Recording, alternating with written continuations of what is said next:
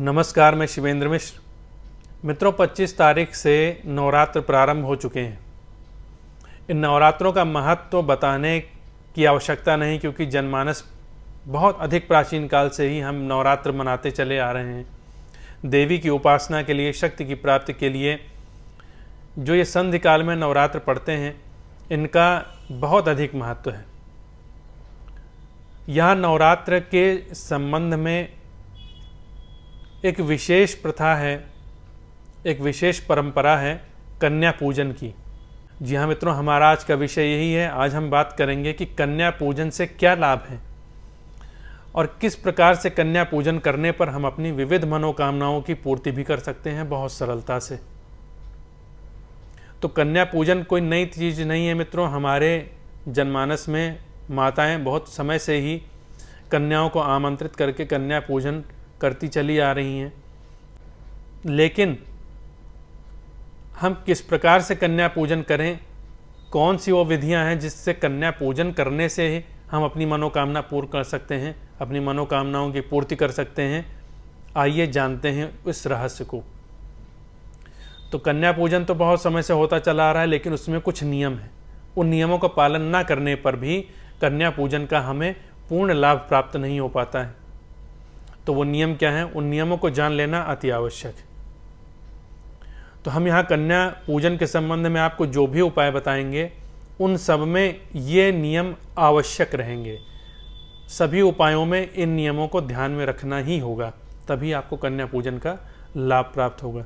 तो सबसे पहला नियम तो यह है कि कन्या पूजन के लिए हमें 9 कन्याएं चाहिए, और उन 9 कन्याओं की उम्र, आयु 1 वर्ष से 12 वर्ष से अधिक नहीं होनी चाहिए। यानी 1 वर्ष से नीचे और 12 वर्ष से अधिक की बालिकाओं को कन्या पूजन के लिए आमंत्रित नहीं किया जाएगा। तो पहला नियम तो ये हो गया।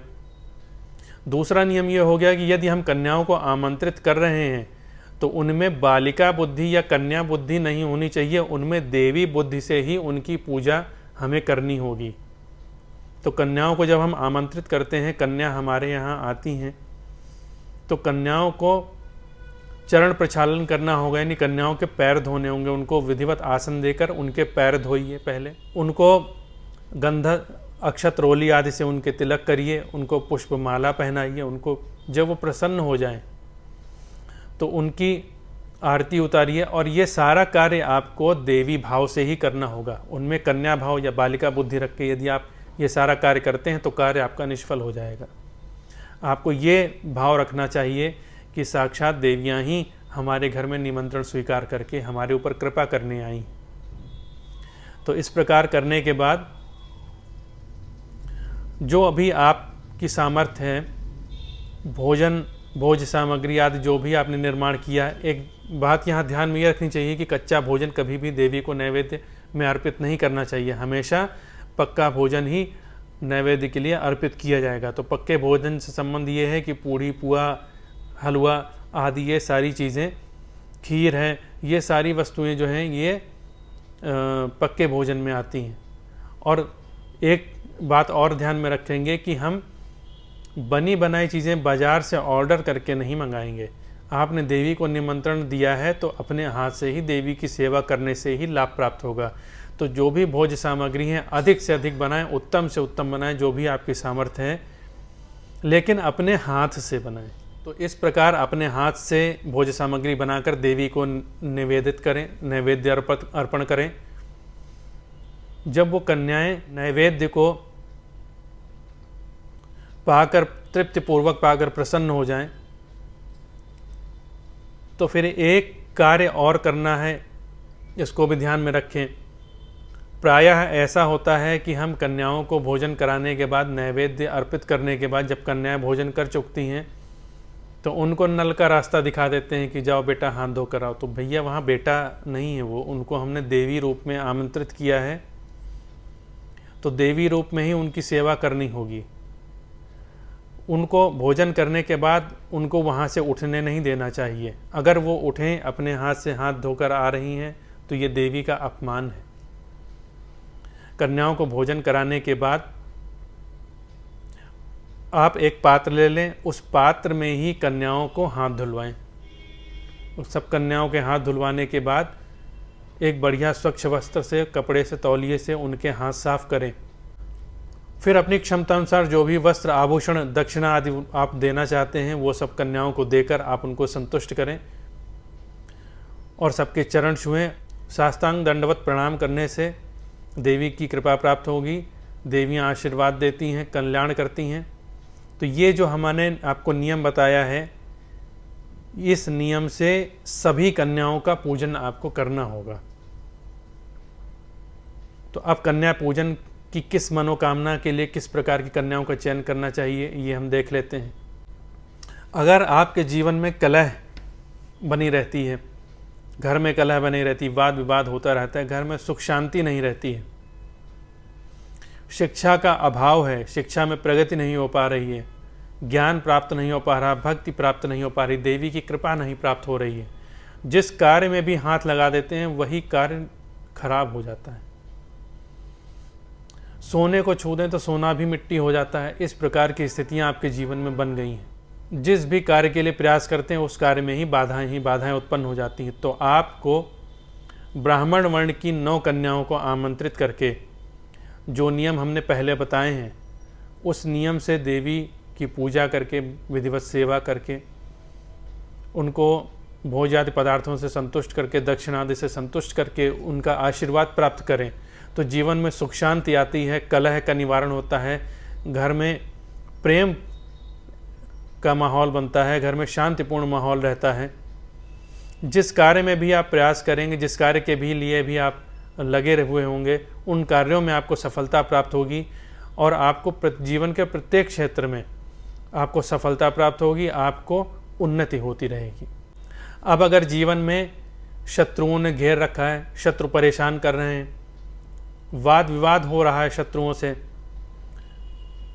कोर्ट कचहरी मुकदमे आदि की नौबत बनी हुई है, अगर आप जीवन में उच्च पद प्रतिष्ठा प्राप्त करना चाहते हैं, सरकारी कार्यों में लाभ प्राप्त करना चाहते हैं, चुनाव आदि के लिए प्रयास कर रहे हैं, टिकट प्राप्त करना चाहते हैं, चुनाव में सफलता प्राप्त करना चाहते हैं, सरकार की कृपा प्राप्त करना चाहते हैं, तो आपको क्षत्रिय वर्ण की 9 कन्याओं को विधिवत आमंत्रित करना चाहिए। विधिवत आमंत्रण देकर जो हमने विधि पहले बताई है कन्याओं के पूजन की, उसी के अनुसार पूजन उनका करके, उनको नैवेद्य आदि अर्पित करके, भोज्य पदार्थों से उनको संतुष्ट करके, दक्षिणा आदि से संतुष्ट करके उनकी आशीर्वाद प्राप्त करें तो जीवन में किसी भी प्रकार के शत्रुओं की बाधा नहीं रह जाती। यदि कोई बार बार अभिचार आदि प्रयोग करता है तो वो भी नष्ट हो जाते हैं, शत्रुओं की बाधा नष्ट हो जाती है, राजकीय कार्य में सफलता प्राप्त होती है, सरकार की तरफ से यदि बार बार परेशानी उत्पन्न हो रही तो वो भी शांत होती है, चुनाव आदि में सफलता प्राप्त करना चाहते हैं तो चुनाव में भी सफलता प्राप्त होती है, किसी भी प्रकार की प्रतिस्पर्धाओं में आपको सफलता प्राप्त होती है, जीवन में उच्च पद प्रतिष्ठा की प्राप्ति भी होती है। अब इसके अलावा जीवन में यदि धन की कमी है, कर्ज में डूबे हुए हैं, कोई भी व्यवसाय करते हैं, कोई भी कार्य धन के लिए प्रयास के लिए करते हैं तो उसमें घाटा लग जाता है, कहीं भी पैसा लगा देते हैं, पैसा फंस जाता है, नौकरी के लिए प्रयास कर रहे हैं लेकिन नौकरी प्राप्त नहीं हो पा रही, तो क्या करें? वैश्य वर्ण की कन्याओं को आमंत्रित करके जो विधि हमने पहले बताई है उसी विधि से उनका पूजन करके, उनको भोज्य पदार्थों से संतुष्ट करके, दक्षिणा आदि नैवेद्य आदि से संतुष्ट करके उनके आशीर्वाद प्राप्त करें तो जीवन में किसी भी प्रकार की धन की किसी भी तरह की समस्या नहीं होती। अगर कर्ज है तो कर्ज का निवारण हो जाता है, कर्ज से छुटकारा मिल जाता है, व्यवसाय में बार बार घाटा पड़ रहा है तो व्यवसाय में उन्नति होने लगती है, आय के नए नए स्रोत बनते हैं, नौकरी, जो लोग नौकरी के लिए प्रयासरत हैं उनको नौकरी की भी प्राप्ति हो जाती है, अर्थात जीवन में आर्थिक समस्याओं का पूर्णतः निवारण हो जाता है, जीवन में किसी भी प्रकार की आर्थिक समस्या नहीं रह जाती है। तो ये हमने धन के संबंध में देख लिया। इसके अतिरिक्त शरीर का सुख भी सबसे बड़ा सुख, तो सबसे आवश्यक, यदि आपके पास सब कुछ है लेकिन यदि आप बीमार हैं, स्वास्थ्य कमजोर रहता है, शरीर साथ नहीं देता, तो ये सारी चीज़ें आपके लिए व्यर्थ सिद्ध हो जाती है। तो शरीर के स्वास्थ्य के लिए, बीमारी के निवारण के लिए क्या करें? शूद्र वर्ण की कन्याओं को इसी प्रकार से विधिवत निमंत्रित करके आदरपूर्वक उनको निमंत्रण देकर अपने घर में बुलाएं। उनकी विधिवत देवी भाव से पूजन करके, सेवा करके, जो विधि हमने पहले बताई उसी विधि से उनकी सेवा आदि करके, उनको नैवेद्य आदि से संतुष्ट करके, दक्षिणा देकर उनको संतुष्ट करके उनका आशीर्वाद प्राप्त करें, तो जीवन में किसी भी प्रकार की कोई भी शरीर की बाधा नहीं रह जाती। कैसा भी असाध्य से असाध्य रोग हो उसमें अवश्य लाभ प्राप्त होता है।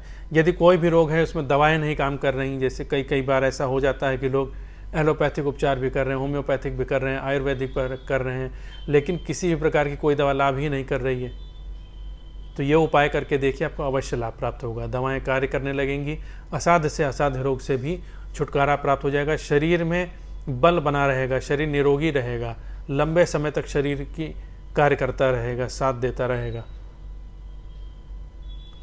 तो मित्रों, ये सामान्य से उपाय हैं। ये उपाय कन्या पूजन हम हर नवरात्रि में करते ही हैं, लेकिन इस बार इस तरीके से आप कन्या पूजन करके देखिए। एक नियम आप बना लें, इस प्रकार से ही हमें कन्या पूजन करना है, तो देखिए आपके जीवन में किस प्रकार से उन्नति होती है। तो मित्रों, ये जो हमें विधान है, ये अष्टमी और नवमी ये 2 दिन करने हैं। तो कन्या पूजन और कन्याओं को आमंत्रित करने के लिए अष्टमी और नवमी ये 2 दिन रहेंगे। तो नवरात्र प्रारंभ हो गए हैं, अष्टमी और नवमी अभी आएंगे, तो उसमें आप इस प्रकार से अब की बार विधान करके देखें आपको क्या लाभ प्राप्त होता है। तो मित्रों, आज का वीडियो हमारा यहीं तक। आशा करते हैं कि हमारा ये वीडियो आपको पसंद आएगा। तो हमारे वीडियो को प्लीज़ लाइक करें, शेयर करें अधिक से अधिक, जिससे ज़्यादा से ज़्यादा लोगों को लाभ प्राप्त हो पाए। और प्लीज़ कमेंट करना बिल्कुल भी ना भूलें कि हमारे इस वीडियो से आपको क्या लाभ प्राप्त हो रहा है। तो मिलते हैं अपने एक नए वीडियो में एक नई जानकारी के साथ। तब तक के लिए जय श्री राम।